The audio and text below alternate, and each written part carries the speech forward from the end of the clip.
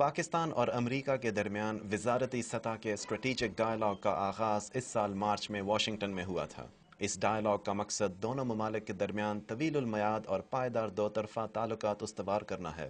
مذاکراتی عمل کے اس پہلے دور میں توانائی کے بحران سے نمٹنے کے علاوہ زراعت، سائنس اینڈ ٹیکنالوجی اور صحت سمیت 13 مختلف شعبوں کا انتخاب کیا گیا تھا، جس میں امریکہ نے پاکستان کی اعانت کرنا تھی۔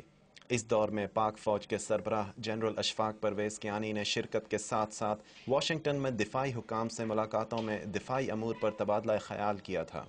اسٹریٹجک ڈائیلاگ کا دوسرا دور اس سال جولائی میں اسلام آباد میں منعقد ہوا۔ اس دور میں شرکت کے لیے امریکی وزیر خارجہ ہلیری کلنٹن اسلام آباد آئیں اور ان 13 شعبوں پر گفتگو جاری رہی جن کا انتخاب پچھلے دور میں کیا گیا تھا، اور دونوں اطراف سے تعاون کی بھرپور یقین دہانی کے ساتھ ساتھ کئی اہم منصوبے بھی پیش کیے گئے۔ اب جبکہ اسٹریٹجک ڈائیلاگ کا تیسرا دور کل سے واشنگٹن میں ہونے جا رہا ہے، تو ماہرین اقتصادیات کے مطابق مذاکرات کے اس دور میں کامیابی کا انحصار ان وعدوں کی تکمیل پر ہے جو پاکستان نے پچھلے ادوار میں امریکہ سے کیے، جن میں ٹیکس اصلاحات، امریکی امداد کا شفاف استعمال اور انسداد دہشت گردی کے لیے حقیقی کوششیں شامل ہیں۔ تاہم حکومت کی جانب سے ایسے اشارے مل رہے ہیں کہ ان مذاکرات میں دفاع، خفیہ معلومات کے بروقت تبادلے، توانائی منصوبوں اور زراعت سمیت 13 شعبوں کے علاوہ سیلاب زدہ علاقوں کی بحالی اور تعمیر نو کے لیے مزید امداد، اتحادی امدادی فنڈ کی بروقت فراہمی اور بھارت کی طرز پر پاک امریکہ سول جوہری معاہدے کے امکانات کا جائزہ بھی لیا جائے گا۔